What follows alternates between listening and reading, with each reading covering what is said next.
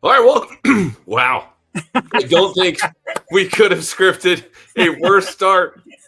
Frog in my throat jumps up. You might as well call me the Patriots offense in the second half of Sunday's game. That was a lot more phlegmy and disgusting. Take two. Welcome to history here in the Pass Interference podcast.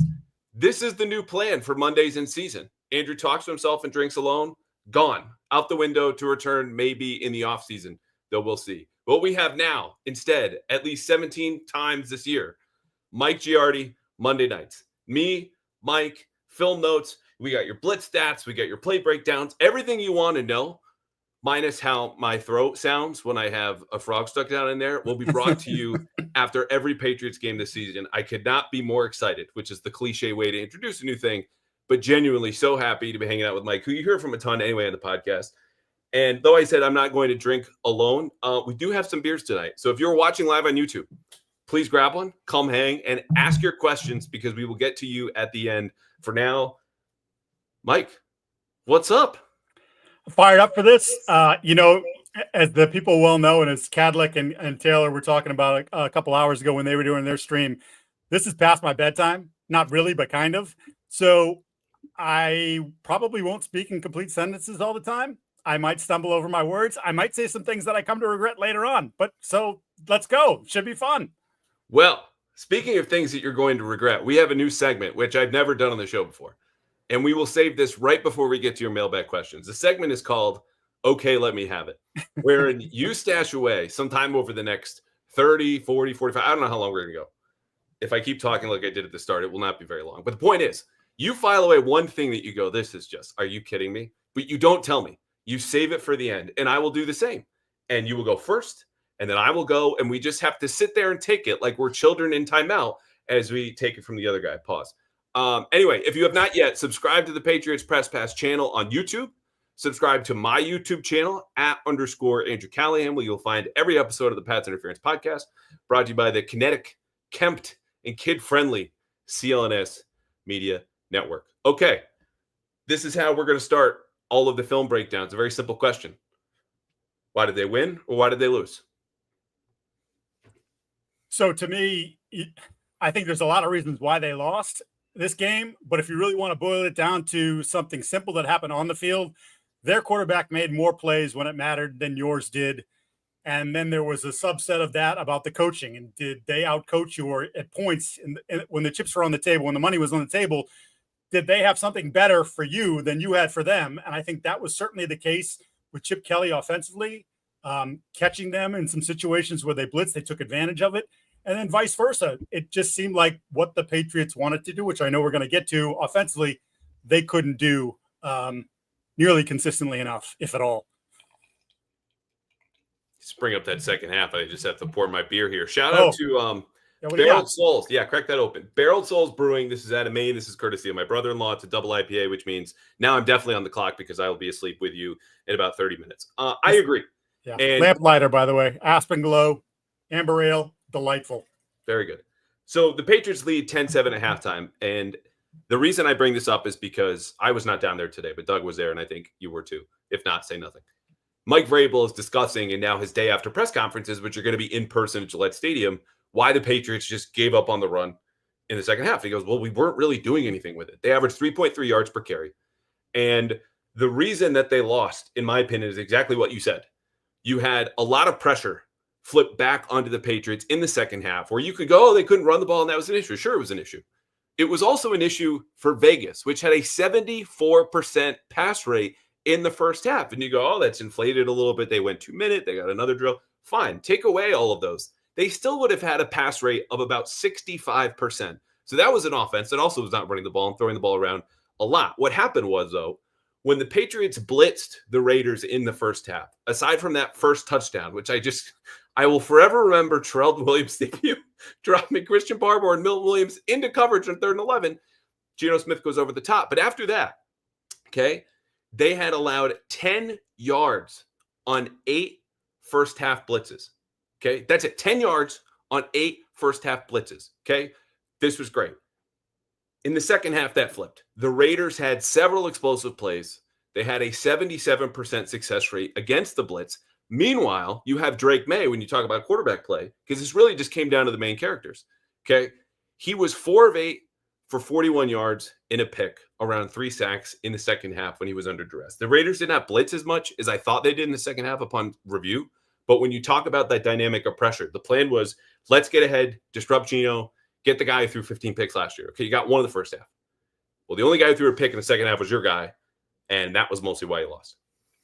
Yeah, I can't argue. I think we knew that they wanted to be aggressive, and we didn't have we had no data on Terrell Williams, defensive coordinator, right? Never done this in the National Football League before in a real game. And so they talked about being violent all offseason and in the summer. They talked about being aggressive. They want to penetrate. They want to get up the field. So you knew that there was going to be this sort of, he might have a little bit of wild card in him, but you don't want to live in the blitz as much as they did. And I think some of this goes to what we're going to talk about, or at least what I'm going to talk about when we get to the defense as a sort of I thought was a key point in the game. Yeah, and this is not to dump on Terrell Williams. Like, look, you held them to 20 points. A lot of that blitzing did a lot of good. And I said after the touchdown, when the Patriots blitzed 8 times and allowed 10 yards, that's not right. That includes the 26 yards in the touchdown they gave up because of all of the yards they got pushed backwards on sacks. Mm-hmm. The net of all of that came out again to 10 yards on 8 first half blitzes. They were creative. I am all for a blitz design that has me going, whoa, in real time in the press box. But the issue was, of course, as you continue to do this, Geno Smith, as he did last year in the same building, adjusted, was better. The coaching was better, and as was the quarterback play. Let me rattle these off before we get to the Patriots' plan on offense, because as we credit Chip Kelly for adjusting, as you will in a little bit, Josh McDaniels couldn't really find any answers in the second half. But here are these critical areas. Shout out Bill Connolly. He's a college football writer who works for ESPN. I found him when I covered college years ago, and he was at, I think, SB Nation. Said these football boils down to 5 factors, and here they are. Turnovers. Patriots and Raiders each had 1. Okay? Even. Explosive play rate. Patriots 5.9%. The Raiders were 16.2. Huge jump. Success rate. Patriots were 41%. Raiders 43%. Again, that's a wash. Red zone efficiency, how well you finish drives. Patriots 1 of 3. Raiders 1 of 1. And defensive pressure rate. The Patriots got more pressure, and you'll find different numbers, right? Like your numbers are probably different from mine. Mine are different from PFF, which are different from Next Gen Stats, which rely on a lot of GPS tracking, but not a lot of nuance. The point is, they're even across the board pretty much, except for the explosive plays, which where the Raiders hurt them the most in that second half. 30 yards, 28 yards, 38 yards to get that touchdown, and then a field goal and another field goal. So, all right, that all covered. What were the Patriots' plans on offense? I think their plans were to take something off of Drake Maye a little bit in this game. Run, be balanced, utilize Trevion Henderson as a weapon, not only in the running game, but in the passing game. And I think there were attempts to do that. One problem. Well, there were multiple problems. A big problem was the Raiders heard and saw all the hype, watched it on tape, said this guy is fast, this guy is dangerous. Also happened to have a guy in the building, their offensive coordinator, who just so happened to be Trevion Henderson's offensive coordinator last year. Chip Kelly said, this dude's nasty. Don't let him beat you. And they made sure when he was on the field, they had an eyeball on him, right? Like, you're not doubling a running back. You're not doing those sorts of things. But it was like, just make sure you have eyes on this player, because when he comes on the field, we feel like they're going to try to funnel him the football. And they did a phenomenal job of keeping him in front of them, especially in the pass game. The screen game for the Patriots was just abhorrent, just not good. God awful. And that also caused some problems. So I think that was a big thing. And then when I'm talking about the run game, Andrew, you went back and watched the game again. We both started last night and you finished this morning. And they weren't moving anybody. No. And it wasn't as if, in my rewatch, that I'm saying, oh, the Raiders have 7-8 guys in the box. They're just, like, you're not going to run. You're not going to run. Wasn't that. They just did a really good job, especially on the interior offensive line, especially on rookie Jared Wilson, of like getting up and underneath him, sort of uprooting the play to start. And I think I counted one run where I didn't like what the running back did. It was the toss play to Stevenson where he cut inside of Mac Hollins' block, and it just was bad vision there. But like in general, as I'm watching it over and hitting rewind, I'm like, no, he pretty much got what was there. It just wasn't much there. They didn't move people. And if you're not going to move people against that defense, which I think if you look at their defensive tackles in particular, Adam Butler's a really nice pass rusher. and he gave Jared Wilson fits in the second half, but Adam Butler's not some like stout defensive tackle, but they could not run the football. And I think you mentioned it, like Vrabel's like, they weren't our best plays. So eventually you just said, the hell with it. We're wasting our time. Well, and this is the part where I think it's helpful to try to get in the minds of the coaches, right? We can talk about what happened over the course of the entire game, but there are inflection points, and two of them showed up right before halftime. These are in the last 5 minutes. The Patriots get stuffed on 3rd and 1, okay, with Stevenson going left, and they get stuffed again on 3rd and 1 going left. And when you have those plays, you carry them in your memory into halftime. It's fresh. It's what you just last saw. So as you're trying to plan what you're going to do next, it's probably not going to be the thing you just did last. So I don't blame them for abandoning the run game. And to your point, like Adam Butler is going to be in Jared Wilson's nightmares, whether it's tonight or tomorrow or later, or maybe later in his career. And hopefully he has a good long career. Jared Wilson does. But this was not good from the get-go. It's interesting that they did want to stay balanced. I agree with you. But their first 4 first down play calls were all throws. So this to me was also, let's get Drake Maye some low-hanging fruit, some easy access throws, some basic coverages where they're probably in single high. We'll have the seams going off of play action, something in the flat. And he had 2 scrambles in his first 3 dropbacks. The play under pressure, the jitters, whatever's going on, also kind of threw this up, even though they got down for a touchdown in that second series, which we also saw in the preseason. So this is some stuff that even McDaniels anticipated, and you still have to work around. Yeah, and it was a topic of conversation, right, throughout the preseason. Like certain people like harping on the idea, like, how do you get? And he's kind of like, I get it, but like, this is just who I am. It's how I've always been. And I think I used the reference. There were games where Brady, I'm not comparing Tom Brady to Drake Maye, but Tom Brady, the greatest quarterback of his generation, probably of all time, right, would come out and he would just be so amped up because he used to get so locked in, and like the juices would be flowing. He's headbutting dudes, as we know. And like, he might take the first 2 throws and put him in the 3rd row of the stands. And like, when I was working at NBC, Tom Curran and I'd be like, it's one of those games with Tom where you got to settle him down. And I think that Josh's idea to get him some easy throws was the right thing. But even as you mentioned, like that first drive, first play, the first pass play, he's got Stephon Diggs right in front of him. It's the linebacker is trailing him, but like this, again, just lead him a little bit. You're not worried about it. He looks at it, he passes it up, and he runs away, and in running to the right, he also took Ramondre Stevenson, who had leaked out of the play as well. And it was just like, okay, fine, one play, get into it. And then, of course, the 3rd down throw to Pop where, it's 30 yards over his head. Like he just, the mechanics were terrible on that play. There was no need for the mechanics to be terrible on that play. And they've got to figure out a way to calm him down and get him into the game flow very quickly because you can't give up possessions like that. So, like I mentioned, they scored a touchdown in the second series. When you look at that drive, just as we described, the Raiders in the second half feasting mostly on explosive plays. That was that whole series. You had 27 yards to Hunter Henry on a wheel route. You had a 24-yard throw to Kayshon Boutte on a dig. And this was a first good throw for May. Hits him on the back shoulder because Boutte is running into more coverage, and you move the chains. But all of the plays around those, again, 27 and 24 yards, incomplete, -1, 2 yards. You get 7-10, and then obviously again the red zone rush for 2, incomplete, and the 3-yard touchdown. Like that's the power of the explosive play. Where even when you're stalling out, right, things are going awry. The quarterback's a little too amped. You're missing a block here, as they did on one of their first runs.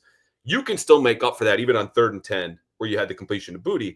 But it's not the way you want to live. This needs to be steadier. And when they were steadiest, was you could see on that drive and in the next series, from 12 personnel, from 2 tight ends, they had a 54% success rate. The issue is you can't run in 12 personnel when you're down 10 in the second half. And when you're looking for those explosives in the second half as you continue to fall behind because you can't run, and Drake Maye is inaccurate, throws a pick in the second half, they're in a too high structure.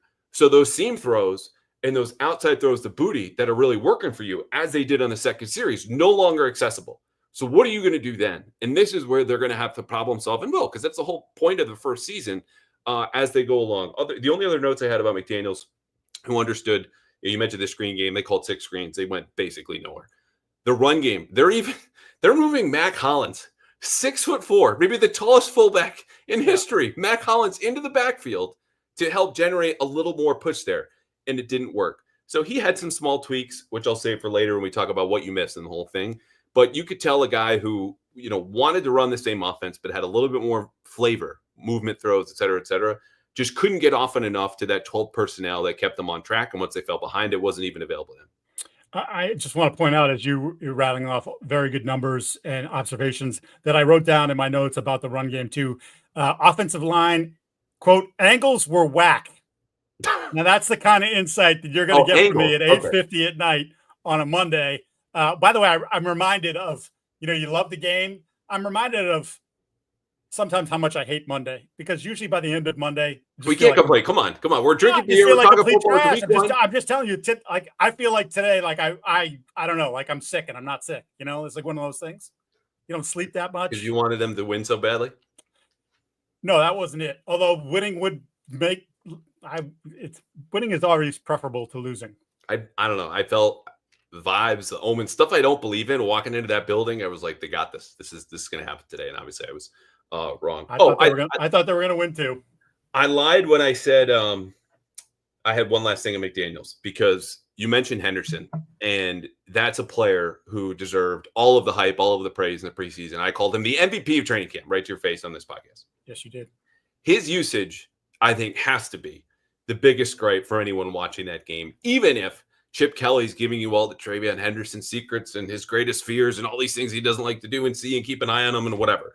Okay, his speed is so well known, even as a prospect. Forget what he did in the regular or the preseason, that he has to carry some gravity pre-snap, right? When he goes in motion, he's got a lot of eyeballs on him. And I asked Tony Dews, the running backs coach, about this on Thursday, who, of course, is not going to give me the game plan. But acknowledging that speed and the gravity that you carry pre-snap, is that something you feel like you can leverage against the defense that is already going to be geared up for that? So the counter to their counter. And he gave me like a whatever answer. But what we saw, the only thing we saw for Henderson were simple swing passes and a couple of screens.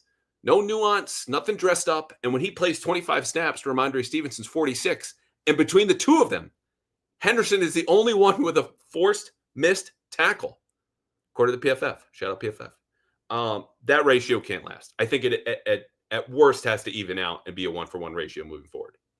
1 week, and we've talked about this ad nauseum. I think we both included it in columns you wrote last week. You can never look at the first week of the season, right, and make these grand judgments, because if you did, last year's Patriots team was going to the Super Bowl. They were going to be the toughest team, physical. Ramondre was going to rush for 2,000 yards, the whole thing. Can I have a small C concerned about Ramondre's not being able to run through stuff? Last year, for all the stuff that he went through last year with the turnovers and things, his physicality, I say it all the time, when he's running his best, he takes people's souls, because he will run right through you. And I'm wondering, he lost the weight and he does look quicker to me, but if that maybe now we're going to see the negative impact of that is physicality between the tackles, which is what he's so good at, maybe is whatever, maybe it's 5%, 10%, but maybe there's a little less of that. I'm just filing it away for later. Yeah, not as much burst for a guy who lost some weight. And look, Ramondre was on the show last week. So when I tell you, we're going to speak our minds and tell you what we see. That's a guy I'm friendly with, been on the show. We had a good time. And right now I'd be like, I know he had more yards after contact, 17 against shout out PFF, than he did total, 15, meaning he's getting hit as he did last year in Cincinnati. Behind the line of scrimmage is still moving forward. But it's just, you're asking, what are you going to hang your hat on? How does this guy win? What skill does he leverage against the defense to put them in spots they don't want to be? Right now, that list is longer for Travion Henderson than it is for Ramondre Stevens. By the way, shout out to the thousands of people watching right now. We appreciate you hanging out, YouTube, X, wherever you might be. If you have questions, we will get to them at the end, right after our segment. Okay, let me have it, where Mike might have already stashed away any number of my takes when we talk about this game, what you missed, what happened, and we'll get to some more at the end, where I may or may not, I don't know, have a little surprise for Mike. We'll see. Oh, boy. What were their plans on defense? Because I got to tell you, this surprised me more than anything about Sunday. So I'm no, you know what? That's a great thing. Just go. Yours is better than mine. That's okay. So Terrell Williams was in the lab apparently for 8 months.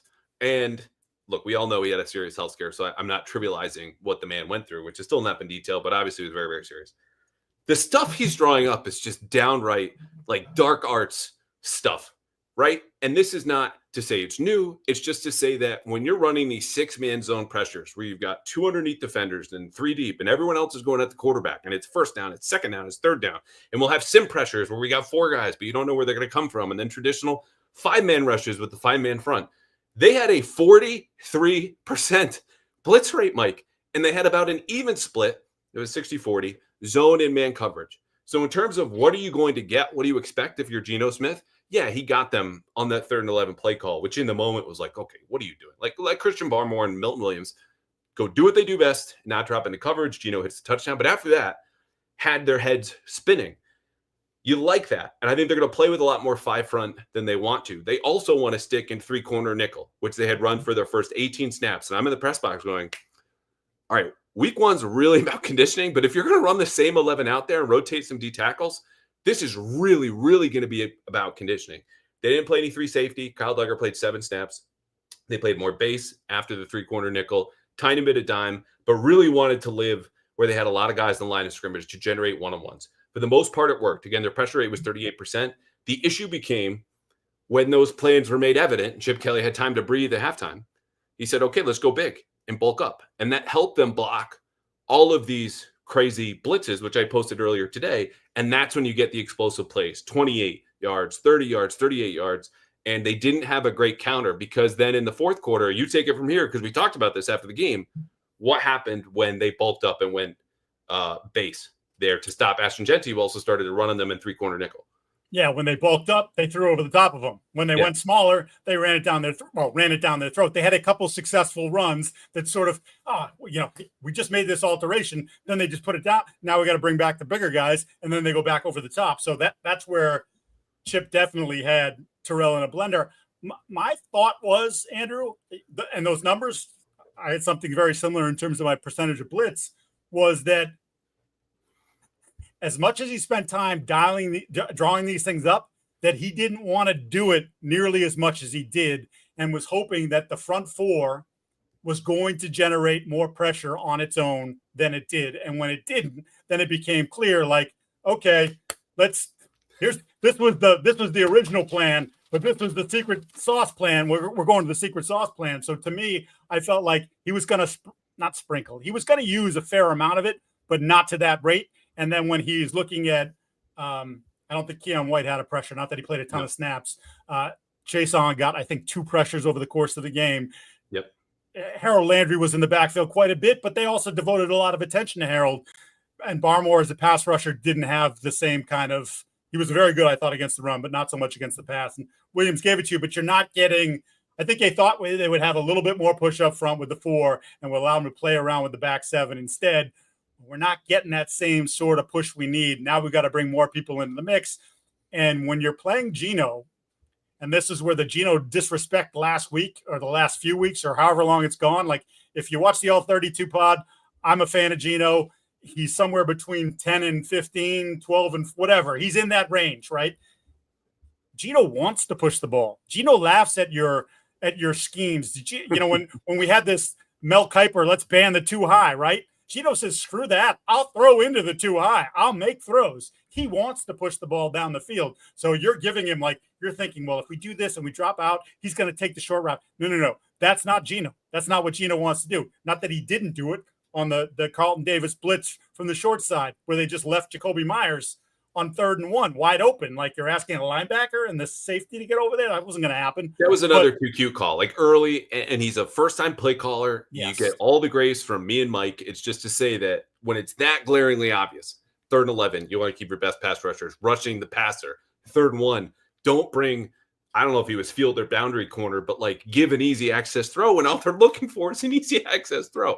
Yeah. No, I was ranting there, so I'm glad you interrupted me. But my general point is Geno is someone who wants you to do that. Go ahead, bring it. And I'm gonna push the ball. I'm gonna try to make you pay. And he made him pay a lot in the second half. Yeah, and they got the better of him with that pick, right? Jalen Hawkins, who had more of a roller coaster day than I've ever had in my entire life. The man had a sack, a run stuff, a pick, missed 2 tackles, and gave up a touchdown. On the interception, did a very nice job of following his eyes to Brock Bowers, but they knew inevitably. So I talked about on Friday with Dan Pizzuta. Whatever this offense looks like with Chip Kelly, they're going to come back to Genty, they're going to come back to Bowers. But even when Bowers was hurt, in that fourth quarter, and they're starting to run the ball a little bit, and then the Patriots bulk up. You get the 28-yarder to Trey Tucker against another one of those six-man zone pressures. And then you had the 4th and 1 where he sidearms after rolling left to Michael Mayer over the middle, and that's another completion against base, and then they continue to run the ball, kick the field goal. All right, let's go from Geno to the other quarterback. But first, I have a question. Mike, what percentage of our texts have to do with some little money going on the results of certain sporting events or certain players doing certain things in the field? Is it like 90? Is it 95? No, I mean we have a little bit more depth to us. Probably 53%. 53. Okay. Well, 100% of that 53% is about Prize Picks, America's #1 daily fantasy sports app, because Prize Picks is not only just supports my pod and they support Mike's pod. It's the easiest and best fun you can have anywhere where you put your money on sports. It's this simple. You don't have to go against anyone. You don't have to do anything you don't want to, any team, whatever it might be. You just have to pick a player. They will give you the players, and they'll give you an accompanying stat. You could even sometimes fiddle with the stat to change the number to go from higher or lower. But wherever that number goes, you just have to pick more or less. It could be yards. It could be touchdowns. It could be home runs. It could be points when we get to basketball. Whatever it is right now, you should jump in with football because we are giving you all of these numbers, and you can put them to good use, test your money, and see if you can win over at Prize Picks. You build a lineup of 2 to 6 players exactly with those stats, all more or less. Boom. That's it. Mike and I have done this for years. For us, it spices up a late night Celtics game when they're up by 30. What do you think is going to happen? Or the Sox? We'll see how the season goes. But either way, I'm going to have fun, and I'll probably win at home with Prize Picks. So download the app today. Use code CLNS for $50, 50 in lineups after you play your first $5 lineup. That's code CLNS, the name of this podcast network, to get $50 in lineups after you play your first $5 lineup. Prize Picks, it's good to be right. All right. Drake Maye, 30 of 46, 287 yards, touchdown, a pick. He was accurate 72% of the time, according to PFF, with his throws. Eye test would put that a little bit lower, but not a whole lot. Under pressure, I gave the numbers earlier. Second half, he was 4 of 8, 41 yards, a pick, and 3 sacks. In the first half, it was 0 of 3 with 1 sack. That tells you he dealt with a lot more pressure in the second half, and it did not go well. Aside from the pressure piece, which to me was the biggest part of this game for him, what did you see from Drake? I was concerned a little bit with his inaccuracy. And it's when you're playing at this level, and for people that follow this and know and have listened to Brady talk about it for years, but all these guys, like, you're trying to allow your receiver to become a ball carrier immediately. So that means putting it on the wrong hip it's a complete pass, but it's the wrong hip, and you don't get the yards after catch. I'll give you a perfect example. The little rollout to the right down by the goal line. He has Austin Hooper coming across the formation. Hooper's wide open. Put it right on him. Probably scores. Probably. Instead, the ball's on the back hip. He kind of has to slow down to make the catch. Struggles to turn his body. He stopped 4 yards short. I believe they scored a touchdown on that drive anyway. So Point is, didn't matter in that series. But, like, those are little things. I counted 5 throws that he had on the wrong hip. That matters to me. He obviously threw a bunch of balls high. And in general, I have the my poor play pass decision. I had 13 out of the 46 throws that I counted as less than optimal. So whether that's the mechanical thing, whether, again, that's just some of the accuracy stuff that you're still waiting for him to be super fine with, that stood out to me. And I think the other thing that stood out to me, Andrew, is it felt like there's too much going on in Drake Maye's brain as he tries to process all the stuff that he's got put in his head since Josh McDaniels and Mike Vrabel took over. Protect yourself. Look at some of the quick slides, which are good. Protect yourself, but, like, looked a little less athletic than you would expect someone with this athleticism to look. And then some of the decision making, like, just let it go, take the profit. No, not sure. I think his instinct is to extend plays and to make something bigger happen. And I don't think that that's how they want him to play very often. And so, to me, there's a little bit of a battle. It's the good devil, the angel and the devil, right? One on each shoulder. Who are you going to listen to? I don't think it is. I'm not, like, pressing a panic button, sounding the alarm or anything, but I do think it's something to monitor going forward, where you've got to figure out what's the best way to get the very best out of this quarterback who who likes to play from shotgun, who wants to push the ball down the field. Like, how can we do that and yet do it within the structure of how Mike and Josh want to play? So I have a number of things. Number one, you said this earlier in the show, and it deserves repeating because this is the entire context for any week one analysis in the NFL. This is the equivalent of extrapolating results from week one and saying this is how the season's going to go. Okay, if you're doing this, you were doing this after 9 games in a Major League Baseball season. You were doing this after 5 games in an NBA season. Think how silly you would feel in early November watching the NBA or late April watching baseball if you just said, this guy sucks, this team blows, I'm done, it's over, move on to the offseason. You feel like an idiot, okay? And as someone who's done that with the Red Sox, maybe after a giant trade and wrote a whole column about it, Rage wrote very, very publicly that the season was over. I have regrets about that. Hat tip to the Red Sox. But the second thing within that context is the problem-solving piece is the biggest one here for May, and it goes for McDaniels and it goes for Vrabel. And Vrabel, who I increasingly believe is really just telling us what he thinks at the podium because he's thoughtful and says things like, yeah, we have to figure it out if we're putting too much on Drake Maye's plate. That's what this time of year is for. It's not that the games don't count. It's that if you are insistent on protecting your players and staying healthy, you don't really engage in the preseason. I think that's a wise decision. The cost of that, of course, is that you do not get to problem solve and test what it's like for Drake Maye, who's juggling all of the things you eloquently just outlined. Number 3 is, for him, I think this is fine. It's not great coming off of the summer that he had where his completion percentage was in the low mid-60s and those competitive team drills that we all track. And if you do want to worry, if you want to ignore all the advice that I just laid out for a reason to be concerned about Drake Maye, it's not that he threw 10 passes behind the line of scrimmage, or it's not that he threw a pick or he took 4 sacks or whatever. It's that a quarterback who has played now behind a bad pass protecting offensive line for 2 straight years, going on 3, and just turned 23 years old, it is hazardous to that development, let alone the health, for him to continue to do this. And at some point, those habits become ingrained. I'm not saying it's happening. I'm not expecting it to happen. I'm a Drake Maye believer, front of the hype train as we are slowing down the tracks. But that to me is something that has to be at the forefront of their mind, because that again is where he fell apart in the second half. And if you're going to criticize him just in the Sunday or worry about the future, it's about his play under pressure and how often the Patriots put him there. Yeah, I can't argue with it.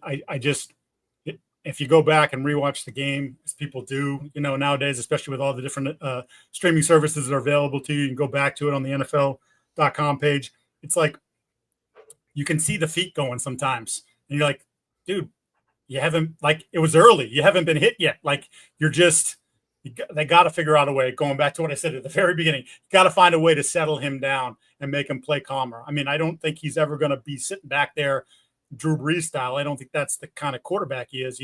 That's not the kind of quarterback you want him to be. But there's got to be a middle ground there for the Patriots and for Drake Maye. So let's do some good, because this was, again, not all terrible. It's just to say, just like the Patriots going into halftime. Oh, we just got stuffed on 3rd and 1. We tried to run the ball. That happened twice. Why do we want to run the ball again? We just watched the second half from Drake Maye. Didn't feel good. What I did like, the intermediate throws, 10 of 15 for 153 yards and an interception. Some of these were deep curls to Kayshon Boutte. Some of them were backside digs. Others were design seam throws. This is where he's going to live when they start to ramp up the play action under Josh McDaniels. And the play action was at just under 21%, which is cool. It's fine. It's a lot better than last year when they were second worst in the whole league play action rate with Alex Van Pelt. But I like that he's operating in the area where I know he's best, and McDaniels is going to steer him anyway. He did have some answers against the blitz. The numbers were not good against the blitz in the second half. He only had 1 completion for a first down, but I did see him sorting out some sort of problems and making appropriate checks. And so if they continue to do that and he gets some options in the run game, like literal options, as McDaniels gave him, I think, 3 runs, that's a chance to fully weaponize his skill set. It just might be a whole lot right now. Not to mention facing a defense that's very familiar with Josh McDaniels, more familiar than any defense in the entire league. Yeah. So there are good things to take out of here, obviously, from Drake. It's just the big picture stuff is what you look at after a game like that. Yeah, and the hard thing is because of the draft status and just the expectations that were foisted upon this team, especially when the schedule came out and everybody raced to the thing. This is a 10 win. This is an 11. This is a 12. They could win 13 games. It was like, dude, they were the worst team in the league last year. The worst team. They won a game at the end of the season that cost them the number 1 pick, but they were the worst football team. And they've gotten their roster better. They've gotten a professional coaching staff that seems to have a very good idea of how they want to play football. Like, these are all good things. I just could never get aboard that sort of train of like, this thing could go crazy, because now you're talking about, for him, 4 different offensive coordinators in 4 years, going back to North Carolina, 2 years in North Carolina, back and forth, different coordinators. Coordinator last year with Alex. Now, Josh, that's a lot for a 23-year-old quarterback who didn't play a ton of football in college to absorb and think like, oh, he's going to come out of the gates in September after, limited preseason work, and he's just going to be like, oh, this, like, I've been in this offense my whole life. No, it's going to take a while. I've always felt like, just big picture, they were going to be a better second half team than the first half team, because I think it's going to take a little while for this to come together. Rookies, the whole thing. So to me, not panicked about it, not worried, just like little things that you kind of file away, and we'll see what it looks like in a month, 2 months, 3 months, and where he progresses. So since 1,000 more people have joined us since I last said this, we are going to do a mailbag at the end of the show. If you got questions, drop in the comments. We'll have Amit, our guy behind the scenes, pull them up. We'll answer them. Before that, Mike and I are going to call each other out for the worst take that we've had on this podcast. And I have a little surprise at the end for Mike, which doesn't really involve him, but it's keeping him unsettled, which is exactly where I want you. So Drake Maye plays, again, 30 of 46. He gets to close to 300 yards, touchdown and a pick. Box score looks like it does. We just break down why it wasn't. I'm not worried about him. I think it'll take some time to settle down and for them to find themselves. But some of the issues they had around him, and again, you talk about why you were not buying into the Patriots being 10-7 or 11-6 or 12-5. And I can't believe I just got all of the records right in the 17-game era. Nice. Which Very stinks, good. by the way. Bravo. Bring me back to 10-6, 8-8, 12-4. Just anyway, it's the protection and some fundamental breakdowns for a team that has 3 offensive line coaches. Just couldn't pass off certain stunts. So all of this stuff that I bring up in the pressure and what you've said in the footwork and blah, blah, blah, stems from his history at North Carolina and last year playing for the Patriots and the issues they have now, which are not his fault, but obviously directly affect him. So on offense, this is the headline of the podcast, the title of the podcast. What did everyone listening and watching to this right now miss watching the Patriots play offense yesterday? I mentioned it earlier. They couldn't move a soul. Come on. We can all see that, but tell us why.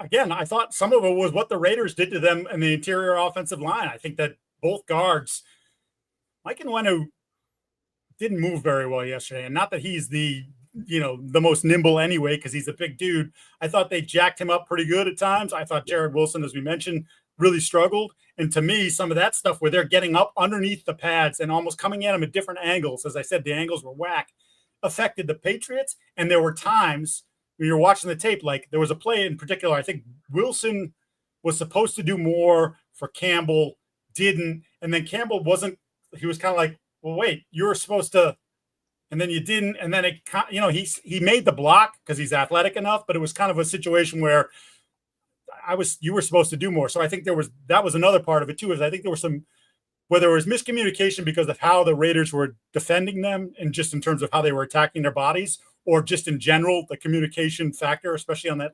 Well, actually, it was on both sides. I can't say just the left side, but I think there were several times where, to me, Will and Jared were just sort of, did we do that right? I'm not sure we did, and that's to be expected. There's a reason why it's been 25 years since the team started in week 1, a rookie left guard and a rookie left tackle side by side.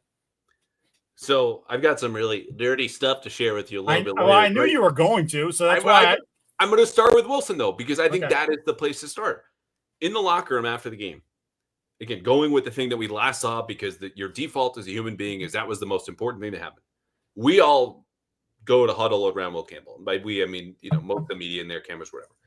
He had the false start that took them from 4th and 5 to 4th and 10, which some people forgot about today. Then instead of going for it, they punt. He had the strip sack that he recovers, but obviously is the most glaring mistake made by an offensive lineman. If you think Will Campbell was the worst offensive lineman for the Patriots yesterday, you were not only wrong, but he might have been closer to one of the better offensive linemen that they had on the field. The reason, though, this is so clear is because Morgan Moses had his hands full, as most people do, with Max Crosby, who I only gave Moses 4 pressures allowed. PFF, I think, had double that or something close. Yeah. Whatever. It doesn't matter. Jared Wilson had 3. 2 quarterback hits, a hurry, didn't do anything in the run game, and looked a little bit lost. And no one was near him because he's not the first rounder and he's playing a new position. But the point is, like, we can talk about Will Campbell till we're blue in the face and the, arm length and combined with the wingspan and this and that. And he does a very good job of handling himself with the media. But if you want to ask, okay, where can they make a big jump? You got to start with Jared Wilson because he was worse next to Will Campbell. And that goes to the run game and the pass game. In my notebook this past weekend for Boston Sports Journal, talking to various people over the course of the summertime. It's a great notebook. People should read this. Thank you. You build up all these sources, and they love to talk football. Unfortunately, most of them can't put their name to it because they work for other teams, and that's just frowned upon generally. But one of the things was brought up about Wilson after the joint practices in Minnesota, where the person said to me, it looks like it could take some time, and that he struggled with power a little bit. I had him for, by the way, you said 3 quarterback pressures, basically. Yeah. I had 6. And I tend to be a little bit more judicious with that, but I thought so too. I don't, but we can talk about that after. Yeah, okay, we will. But this is also to say, by the way, for people who are going, oh my God, how could you guys have such disparate numbers? Like, coaches I've sat with do this and go, what do you got in the sack? And this is years ago, right? Like talking to college coaches, but I'm watching and sometimes you just have to make a judgment call. Like, that's why the numbers are disparate. It's not because we're not watching the film or don't care. You can talk to 2 offensive coordinators who coach 2 offensive coaches that coach, whatever, they're skill guys, and they watch it and they can tell you 2 different things. Like, he didn't get the job done. You're like, no, man, he was our best player. You're like, wait, what is it? Like, how can you guys who are on the staff sort of have this? So it does happen. Anyway, the coaches that you talked to and the people in the NFL looking at Jared Wilson said what? Yeah, just in general, that they thought it would take a little bit longer, maybe that he struggled with some power. And I noticed that a couple times yesterday, although I noticed it with Mike Nweno on the right side as well. So look, he started for 1 year at Georgia. I mean, good prospect, good athlete, all these things, but and a new position. So there's a lot of stuff, just as we talk about with Maye, and sort of, it's going to take a little while. This wasn't going to happen overnight. He wasn't going to come in there and be an all-pro right away.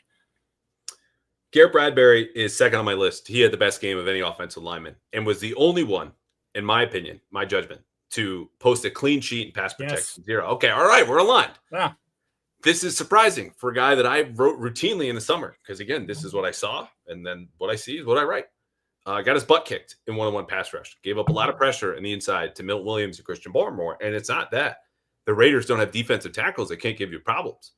Adam Butler had Jared Wilson in the blender, and Garrett Bradbury's better. But the point is, I had him down for one run stuff, and you look at him and go, okay, this might work, right? Because if he's giving up 2 or fewer pressures a week, this is a huge improvement from Bradbury last year, and he is an above-average athlete and run blocker for his position. Whether or not that's true every Sunday, obviously, who knows? But that's something that I did not realize watching this from the press box, and definitely found out going ahead. What else did we miss? Are you still talking about offense? Yep. I only got a couple more. They're smaller things, and one's so far in the weeds. It's like you step on it, and you're not even going to realize what you did. I mean, this sort of falls in line with what I was talking about with the offensive line not moving people, and you mentioned the success that they had in 12 personnel. Mm-hmm. I thought both tight ends were at best average in the run game. Not like a standoff at best. There were a couple blocks that just they weren't good enough. It's not quite Mike Gesicki from a couple years ago when they tried to run behind Gesicki, and you're like, that dude that's not what he's built for. These guys are better than that. But they didn't get much movement there. So to me, just another thing you look at when you look at the overall failure of the running game, you just don't put it on the 5 guys in front, or, Ramondre is a whipping boy. You can't just put it on Ramondre. As I mentioned, I thought there was only one bad, cut he made in the entire, the 7 carries he had. So they need better from those 2 guys. Because I made a face, I need to explain that when you bring up Mike Gesicki, someone who I crossed paths with at Penn State and had many good conversations. Penn State. I know this is all of the beat people. You guys, what's the number one thing or among many that annoy you about Callahan? It's how often that comes up. But it's just to say that I know him, I like him, and respect him.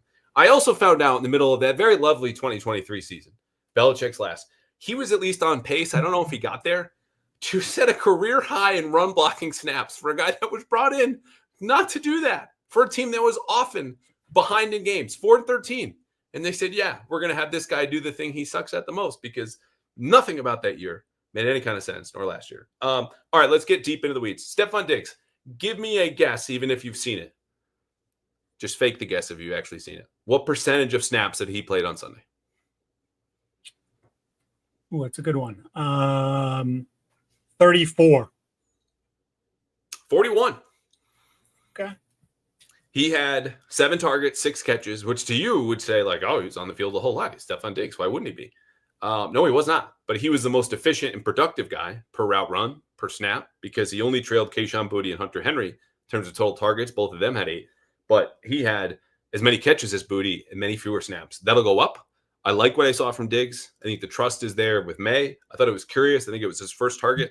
It was a screen. I'm like, we're giving the guy like 11 months removed from an ACL who worked so hard to get here. His first reception is now to make somebody else miss in this repaired knee. Josh, what are we doing? Josh, and this is where we get deep into the weeds. First of all, like the fake tush push formation. It wasn't an actual fake tush push, but the flip left to Trayvon Henderson, which was their longest run, 14 yards. His first 13 play calls from 11 personnel, 3 receivers, 1 running back, 1 tight end, all pass plays. And I was thinking to myself, I don't know what to make of this, because we watch the film and we gather all of the numbers and you're trying to separate the signal, the meaningful stuff from the noise, which is all of just I'm like, the success rate on those plays is after watching Ravens Bills, I was like, what kind of life do I have that I'm trying to figure out the success rate of these 13 pass plays that were all from 11 personnel was only 38%. So it's not like they were killing the Raiders from this personnel grouping, but you kind of want at least like a 60-40 split. And it's not like all of them were on third down. He just went pass, pass, pass. So I don't know if that's play calling rust. I don't even know if it's meaningful. But when I have a podcast and I have a beer and I have all of these notes and blitzes and snaps and just everything, pressure surge, whatever it might be, I'm going to share it. I don't know what that was, but I would guarantee you this, because no one is going to follow this. Josh McDaniels is never going to call 13 straight passes from any personnel grouping unless it's 10 the rest of the season. But it happened. It was weird. That was incredibly nerdy. I told you. Okay. All right, what did we miss on defense? I thought they did a terrific job playing press man. I thought Alex Austin, Carlton Davis, obviously you can't live in that for the entirety of a game, but I thought that when they did it very well. They did some mixing and matching where things didn't necessarily go great. But I thought that was impressive. And to me, and I know you mentioned Austin gave up 2 catches of 20+ yards. I thought he looked good. I think he's becoming. I don't think I said that. I thought you did. I thought you said of the 9. I thought he had 2 of the 20+.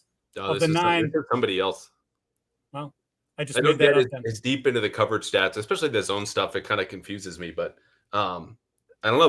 Maybe I just have your head swimming so much in all of these random numbers that you just pulled something else out of the tide or whatever. Well, whatever. Bottom line is, I thought they did a very good job with that. That should only get better when Gonzalez, whenever that is, that he's ready to play. And in his absence, I thought Alex Austin continues to built on his summer. I thought he played pretty well. Give you another one. Let's do positive. Craig Woodson, I think, could be a real find for them. And you hear about how smart he is, and he's 24. I'm going to say it one more time because it's my favorite fun fact so far this year. He's older than Jordan Hudson.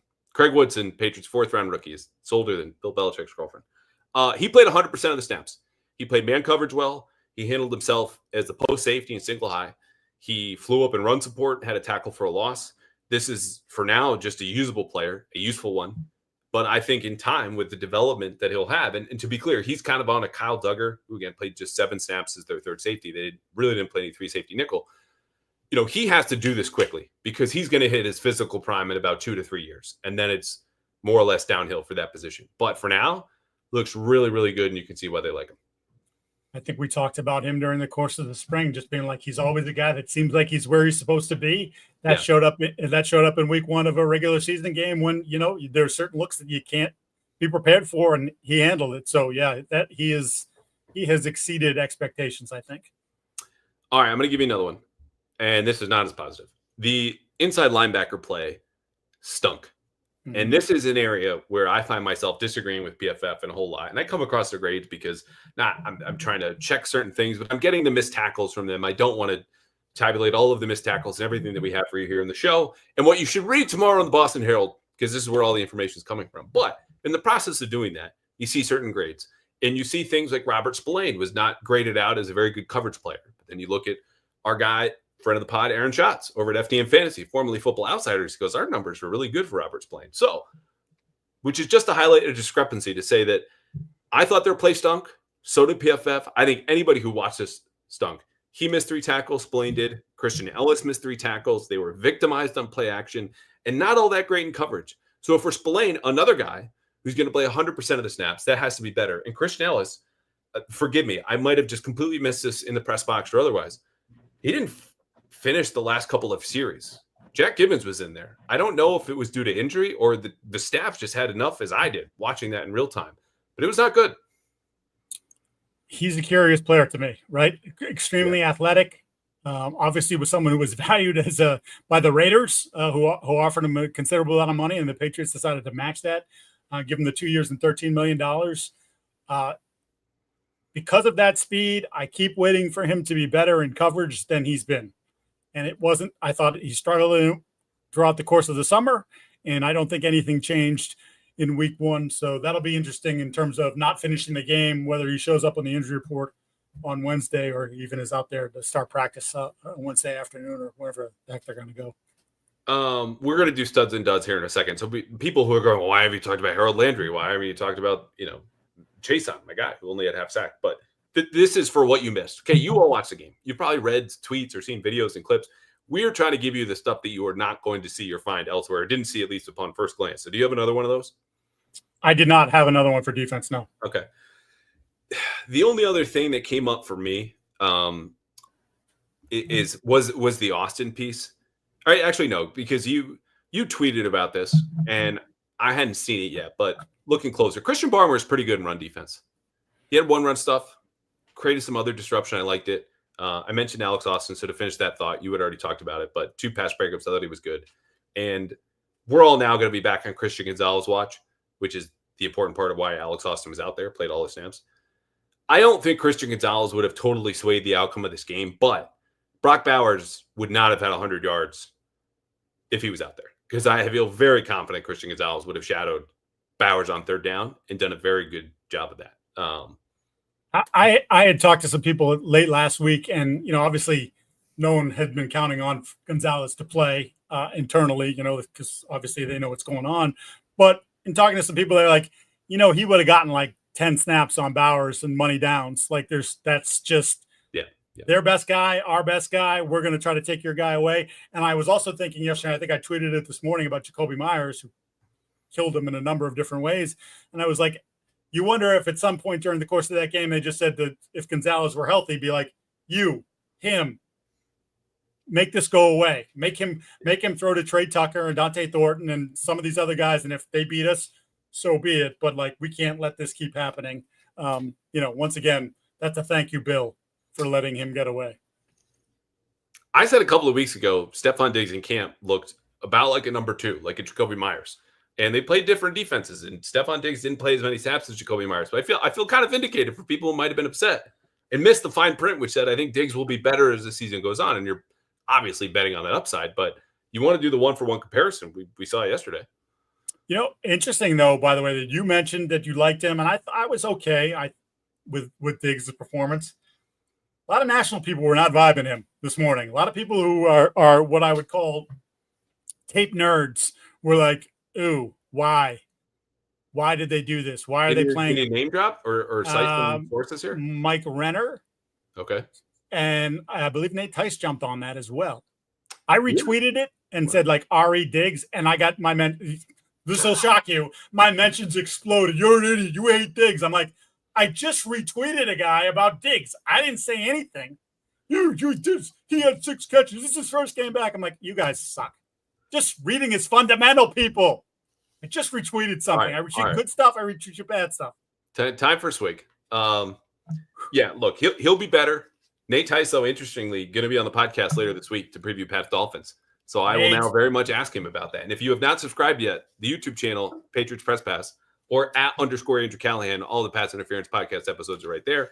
Please do so. We will have everything you want to see now and for the rest of the season, including Mike Giardi Mondays on the show. Let's do these really rapid fire because then I need to get to leftover thoughts. Okay, let me have it, the segment where you're going to tell me where I screwed up, and I'm going to do the same for you. Harold Landry, stud. I had him down for 5 pressures amid the 2.5 sacks. Kayshon Boutte, second career 100-yard game for him. And you could name a couple of others, but those two to me stood out far and away above everybody else. I had Landry, Boutte, and I put Milton Williams in there as well. I thought he was pretty disruptive.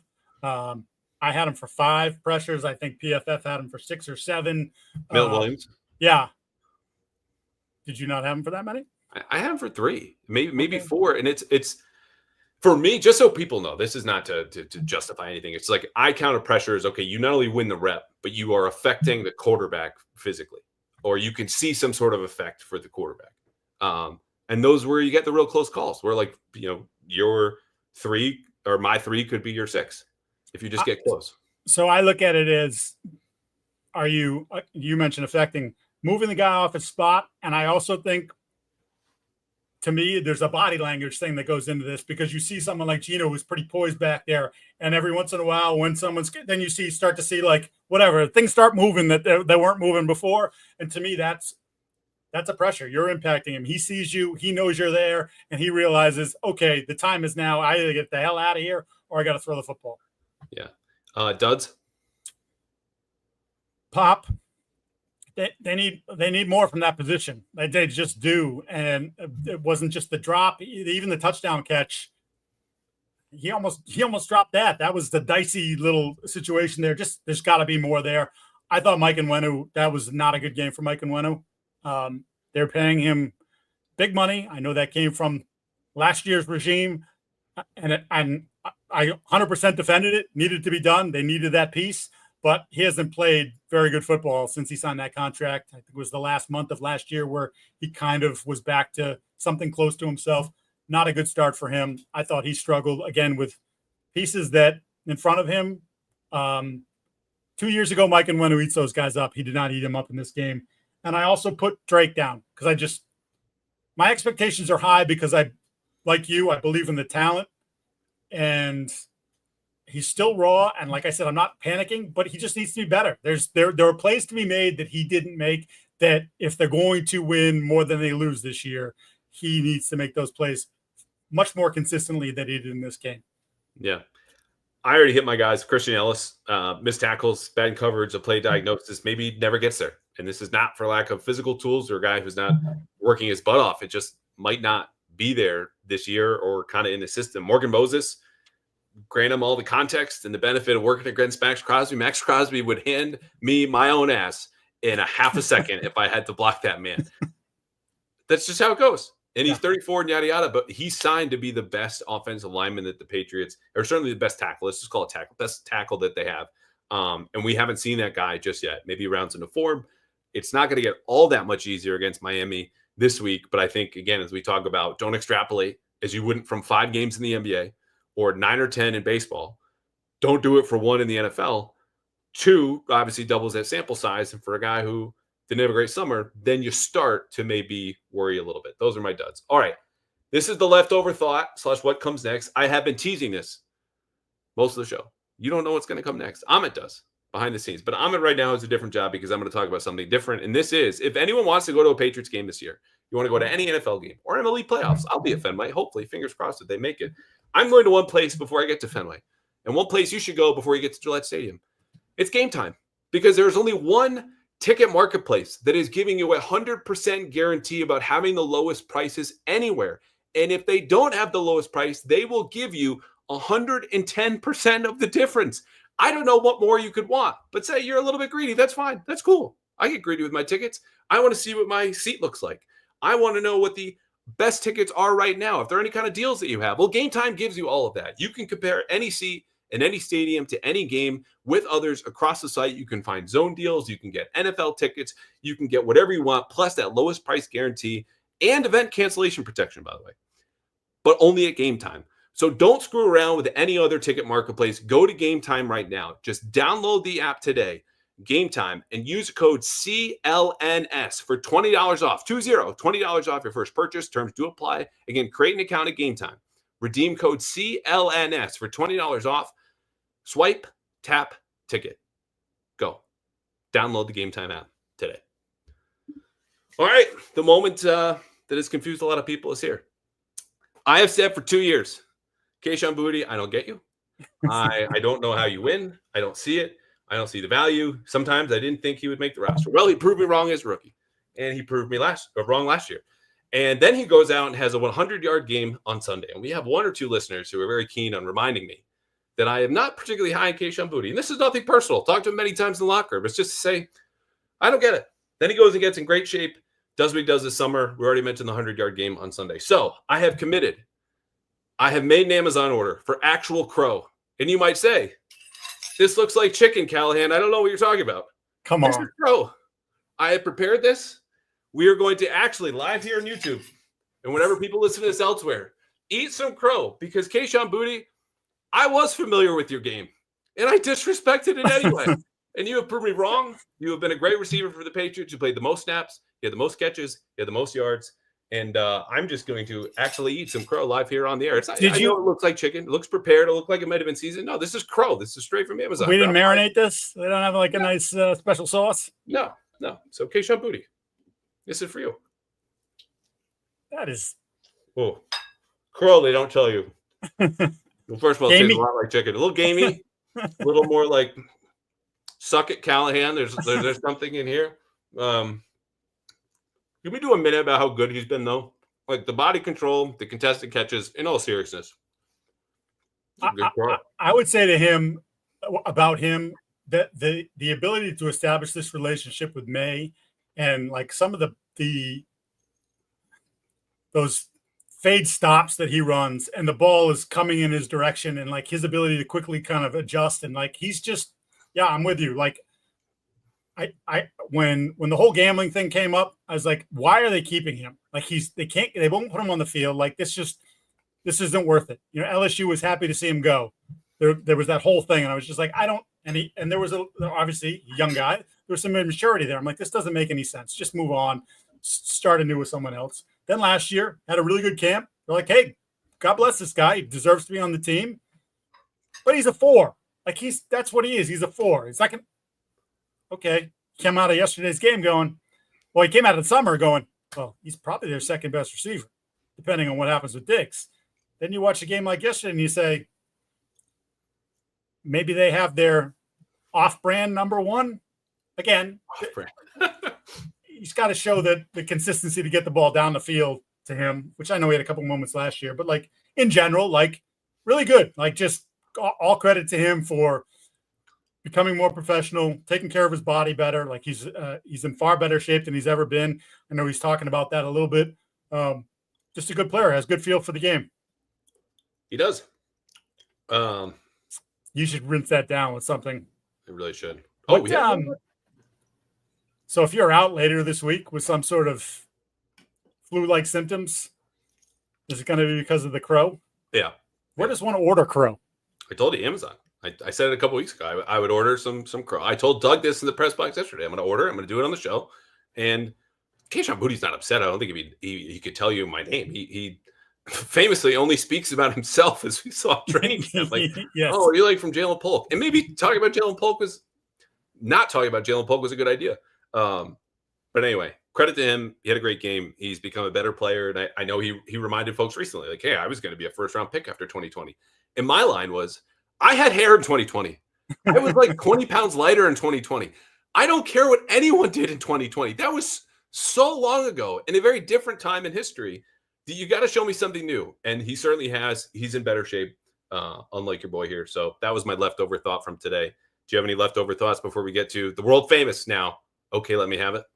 So all I was going to say is post-game Vrabel, and then again Vrabel this morning, both radio and in person, talking to his team, as you mentioned, through the media. And I'm going to call it a challenge, but definitely like, hey, okay, we let things snowball on us a little bit on Sunday. And if we're going to be something, that can happen. Talking about body language, talking about energy, these sorts of things. And the challenge of not turning one bad play into two into four, so on. That's what happened yesterday. There were points where, like, you could just tell. I mean, for Will at the end of the game, like, just in particular, like, it felt like one thing happened and then another thing happened, and he's kind of looking at himself like, oh, this not the way it's supposed to go, but that's how it is. So I'm just curious to see how the team responds to that. This is obviously an interesting spot with what happened to Miami this past weekend and whether Miami actually gives a crap about football this year, or at least some of the people on the team do. We'll find out Sunday, because this is a prime place of, if you want the season to matter, if you're Miami, you show up on Sunday. And if you don't really care, or if you're going to turtle at the first sign of adversity, then the Patriots better come out of the bus and just be ready to go, because they could bury that team. I'm so glad you brought up the body language, because I noticed it standing, 15, 20 feet from May at the podium yesterday, and he's got his hands in his pockets, his head's down a little bit. He's hard on himself, and you start to hear that more from teammates today. Stephon Diggs said it at his locker before May took the podium, and it's just different. The spirit isn't gone, but it's a little bit down from the North Carolina kid who felt invincible last year. And it's still the same guy. It's just, I think, as a second-year player who's now a captain, you are a known commodity. The expectations have gone up. The coach is here. The support is better. The receivers are better. I think he felt the weight of those expectations for the first time. And I talked to Garrett Bradbury. You and I talked to Garrett Bradbury together, actually, after the game, and he mentioned that. Like, from an energy, this is his quote, from an energy and momentum standpoint, end quote, they lost it in the second half. It wasn't just the 3 and outs. It was how you reacted to the 3 and outs, and it seemed, as you said, to snowball. I would call it compounding, whatever. That can't happen. You got to stay upbeat. And Steph Diggs talked about, hey, we got to give him positive reinforcement and encouragement. And speaking, as I jokingly say, but in a serious way, as a recovering perfectionist, I get that piece, because the things that will push you to higher heights than anyone else in a really competitive field, which of course is the NFL, are the same things that will drag you down to places that are hard to come out of alone when you feel like you screwed up or you let people down. And again, this is week 1. We're not extrapolating, blah, blah, blah. But Mike Vrabel mentioned it multiple times today. That means it's important to him, and that means it has to be important to the team. So you hope it turns around, and it might not. Miami's a hard place to play.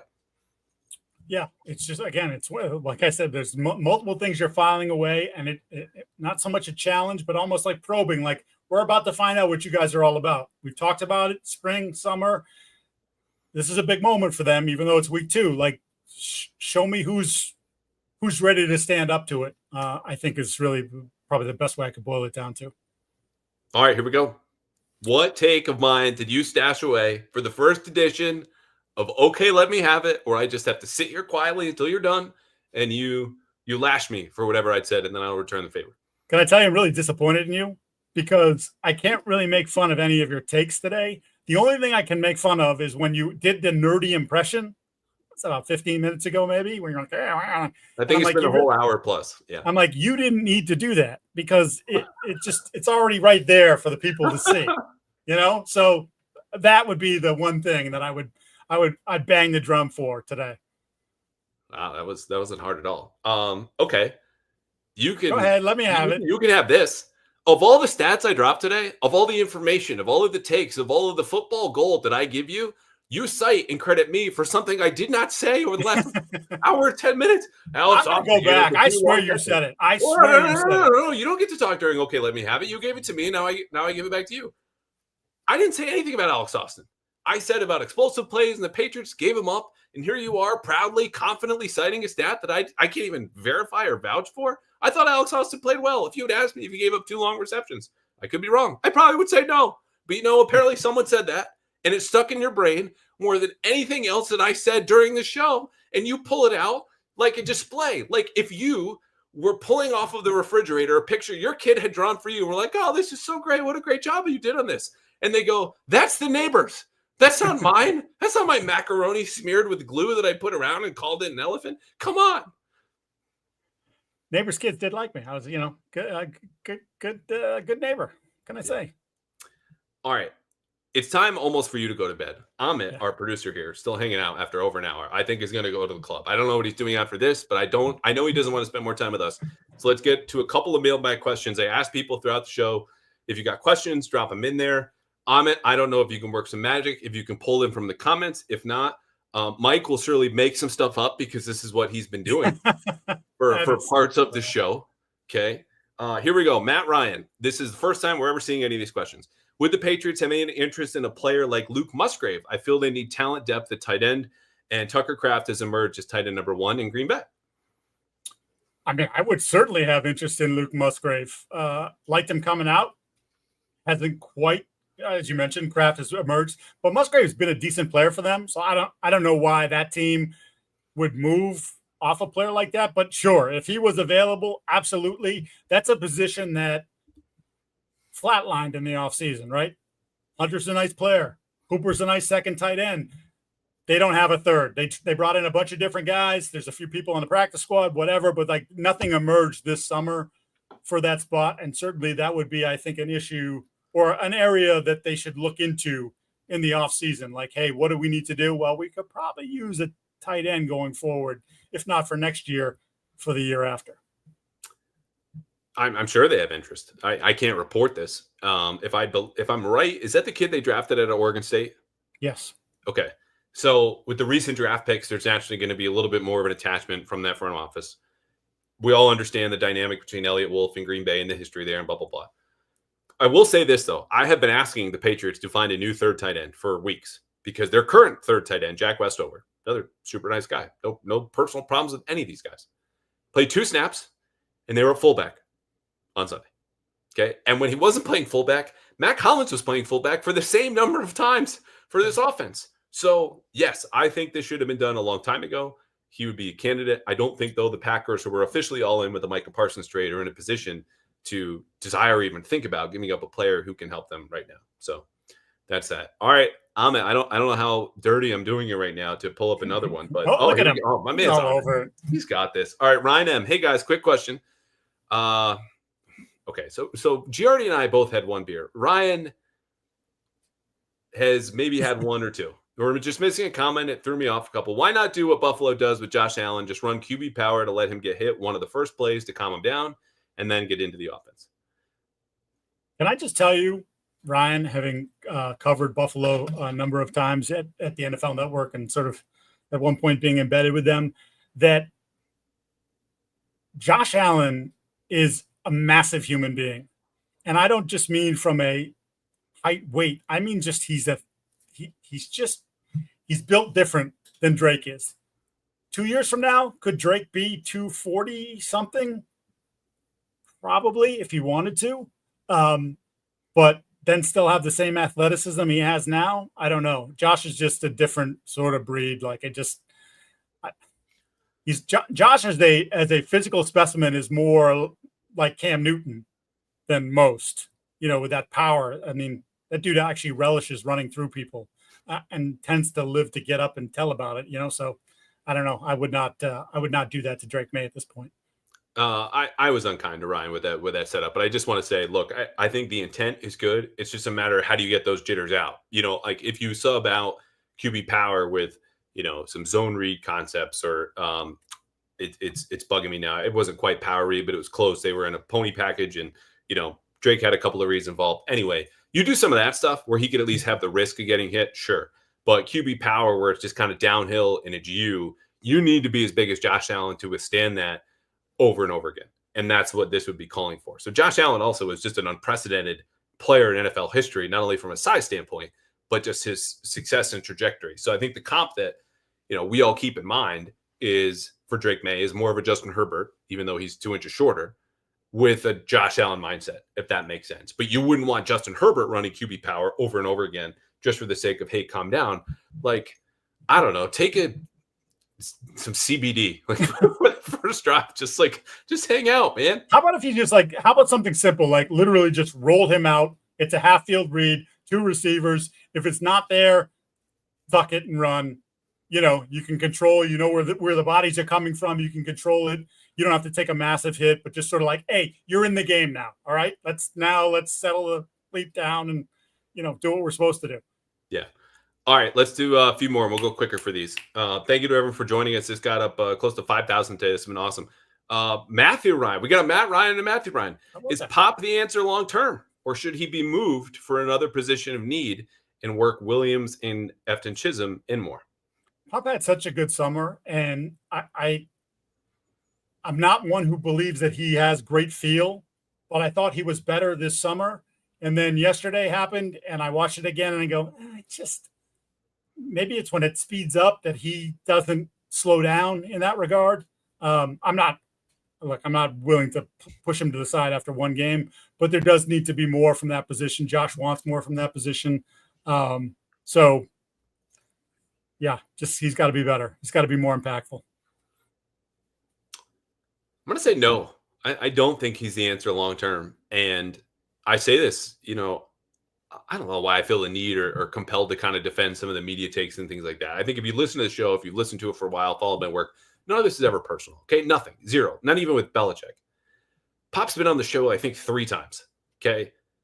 But when you try to build out what's going to happen, he's someone who's had multiple concussions. Someone who you talk about the feel is part of an issue. And when you get in the game setting for whatever reason, it's not as productive as it was when you're running 7-on-7s or you're in camp. And there's a good player there. But when they draft Efton Chisholm as their developmental receiver number 6, like, he's got enough of a shot to be the future that it's hard to bet on Pop. And then there's the fact that you might just sign someone to free agency or draft another guy to fill that role. So I would say the odds are against it. But I don't think you're going to get much value now for a guy who has a very specific fit in an offense, and probably not just within, like, he plays a slot, but within certain offenses, right?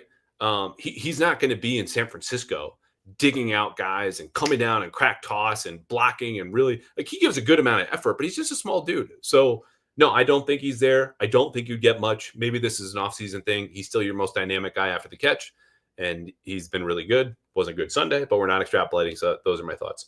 Let's do 2 more. Sounds fair. Mike Larry. So many were wrong on Booty. Why?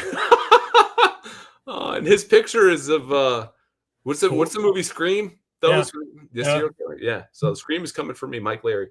Look, Kayshon Boudy's was okay. Let's start here. He was a 6th-round pick. So this is not me and Giardi on a podcast telling you what we think of Kayshon Boudy, and you can take it or leave it. That's the whole entire league saying most of us have had at least 5 picks. We don't want to spend a single one on Kayshon Boudy.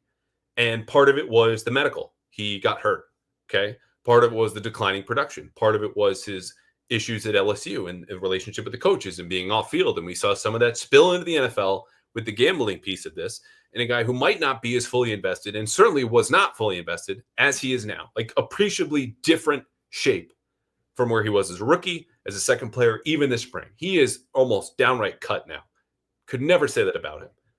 That change means something. And for a young guy who had the pedigree and he could talk about, oh, I was this guy the whole way. Man, none of us were the same people throughout our early 20s or late teens to early 20s. We change for better, for worse. Most of us grow. Kayshon Boudy has certainly grown. We celebrate that. But there were good enough reasons to pass on him at that point. The Patriots wisely took a flyer, and wiser than me, stuck with him. And now they're finally reaping those rewards. Nothing to add. Okay. All right. We got one more then. Thanks, Mike. And Mike. Matthew Jensen. What did we miss on offense? They didn't invest enough in the skill position players. Diggs would be wide receiver 3 tonight for the Bears, for instance. I mean, I don't know. We covered this in the offseason, right? Like, they went after Godwin. You signed Diggs. It was not your plan A, was not your plan B. You have counted on young receivers to come through, not just Boudy, who has Pop Douglas, who had the best summer at any receiver, but Kyle Williams, who we've not even really talked about because he played 7 snaps, I think, maybe 10, and that was it. So you invested in a way that might have not been exactly it was with dollars and Diggs, and it was with draft picks and Kyle Williams, and then just your time, which is sometimes just as valuable, if not more so, than your money or your draft picks. So that's what it is. Obviously, all of us would look and say, oh, the Patriots don't have a top 20 receiving core in the league. But teams that get those good players don't give them up. So you can't sign them in free agency. You can only trade for them, and that's rare, or you have to draft them. That's what the Patriots did. Yeah, and just look at Ayuk last year, DK Metcalf this offseason. Like, they were interested. Neither player was interested in them. You're not going to trade the assets that it takes to make that thing, then try to give them. I mean, you couldn't even give them the money. They didn't want your money. They didn't want anything from you. So they have to change what they are in terms of wins and losses. and sort of change the culture. And all of a sudden have people looking and go, oh, they have Vrabel. He's a real good coach. They have Drake Maye. He's an upcoming quarterback. They've got this piece on the outside and Kyle Williams, or they've got this up. Then I think it'll be easier to make these acquisitions. But now, no, they're one of the teams that most of the guys around the league look at and say, nope, not for me, not now. Yeah. All right, that's it. This has been the first Mike Giardi Monday, the Pats Interference Podcast. Subscribe to the YouTube channel @_Andrew Callahan or Patriots Press Pass. Do both, actually. That'd be great. And if you have not subscribed to Boston Sports Journal, do so, but only say that Mike Giardi sent you, right? Because So what true. else we have coming down the pipe? And if I said this earlier, but it bears repeating. That NFL notebook about what people around the league, coaches who saw the Patriots up close this summer, coaches and scouts who have looked at them and their prospects and their players from a distance, there's so much valuable insight in there. That is worth a subscription alone, but that's in the past. What do we have upcoming from you? That's a great question. Mike's Musings tomorrow, which I do, is a bit of it's much like you. There's a little bit of film review in there. There's just some thoughts about who played well, who didn't play well, some of the things I want to see, some of the things that need to be seen. I think I'm going to add a little new wrinkle this year. I think I'm going to throw at the tail end of Mike's Musings. I'm going to put a little power ratings for the NFL 1 through 10. Didn't do that last year. Kind of, just have a little fun, spice it up a little bit. Yeah. Never heard of those power rankings. Wow. I know, never been done before. Gonna be the first time. Do 11. Do 11. No one does that. People do 10. They do 12. No one does 17 11. is my favorite number. What do I just do? 17. I mean, look, all the 17s back there. My dad, my brother, myself, my son, my daughter was 17. Yeah, I was 17 once. Yes, 17 years old. Yes. Now you're not, sir. No. Nor am I. Yeah. I can barely remember those days. Yes. All right. Thanks for hanging out tonight. We will be back with Nate Tice later this week. Mike will be back next Monday. I'll be flying back from Miami to do the same pod, 8:30 Monday nights. Subscribe, ask your questions, give your feedback. We are here. Patriots week 1 is in the books. They're 0-1. We'll see what comes out with the Dolphins. But, man, I tell you, I feel like we went 1-0 with this debut, huh? Pretty damn good. And I thank you to all the people that joined in tonight. It's pretty cool to see the comments and just everybody participating. Appreciate you. Yeah, it's been awesome. Almost time for another beer. So I think it's time to go. Almost. See ya. See ya.